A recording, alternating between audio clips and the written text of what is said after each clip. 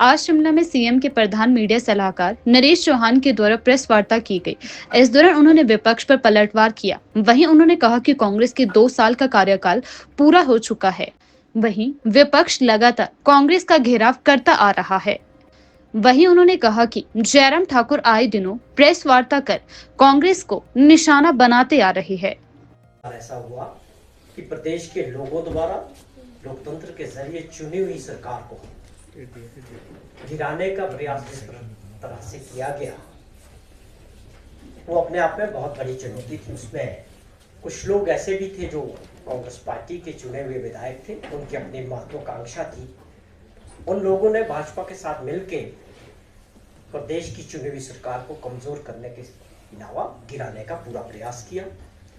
वो अपने आप में तीसरी बड़ी चुनौती थी। इन सभी चुनौतियों को दूर करते हुए, पार करते हुए, प्रदेश के लोगों के आशीर्वाद से 2 साल का कार्यकाल हमारी सरकार का, मुख्यमंत्री जी का, मैं ये कहता हूं कि इन परिस्थितियों के बावजूद बहुत अच्छा और सराहनीय रहा। 2 वर्षों में जो पहले 2 वर्षों में जो बजट पेश किए हमारी सरकार ने, उसमें साफ तौर पे इस चीज पे फोकस रखा गया कि हिमाचल प्रदेश के अंदर आने वाले समय के लिए विकास की दृष्टि से और दूसरे तरह से प्रदेश को किस तरह की पटरी पे आगे बढ़ाना है।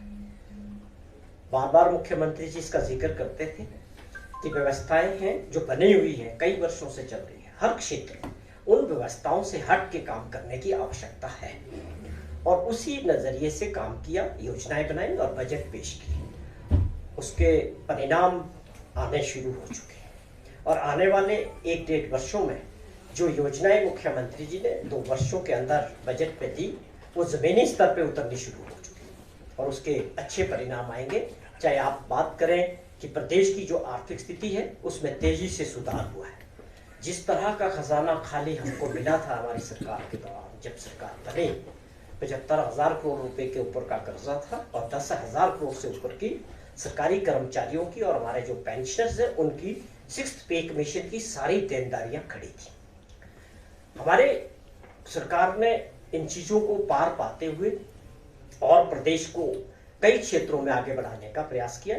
साफ तौर पे जो सरकार होती है उनकी ये जिम्मेवारी भी होती है कि वो प्रदेश के विकास के लिए और प्रदेश की जनता के लिए बड़ी योजनाओं पे काम करे, और दूरदर्शी योजनाएं होनी चाहिए जिसके आने वाले समय में प्रदेश की जनता को फायदे मिले। इस उद्देश्य से हमारी सरकार ने बड़ी योजनाओं पे काम किया, जिसमें आप समझें कि ग्रीन हिमाचल प्रदेश की अगर हम बात करते हैं तो उसके परिणाम आने शुरू हो गए कि आज हम इलेक्ट्रिक बसेस की तरफ और इलेक्ट्रिक गाड़ियों की तरफ प्रदेश को ले जा रहे हैं, जो अपने आप में देश में एक अग्रणी राज्य बना है।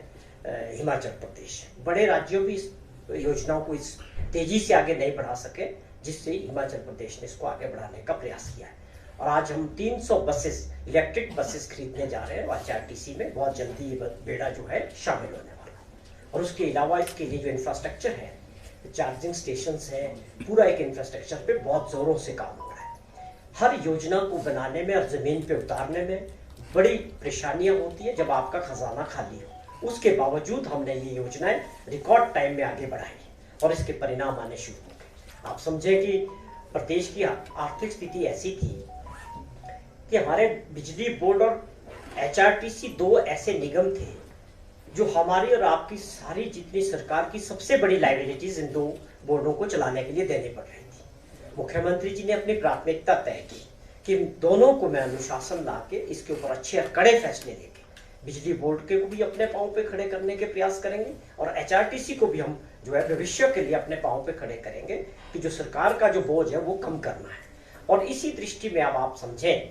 कि अभी जो हम बसेस चला रहे हैं उसमें तकरीबन 70 से 75 रुपए पर किलोमीटर खर्चा आता है एचआरटीसी का, पर किलोमीटर, जो डीजल की बसेस चल रही है। बस का खर्चा भी सरकार दे रही है खरीदने के लिए डीजल बसेस के लिए, उसके अलावा ये खर्चा आ रहा है और ट्रांसपोर्ट घाटे में है।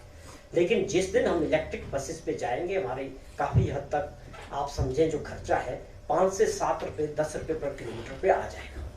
तो ये इस सोच के साथ हम ऐसे फैसले कर रहे हैं कि प्रदेश को लॉन्ग रन में इन चीजों की तरफ ले जाने की आवश्यकता है।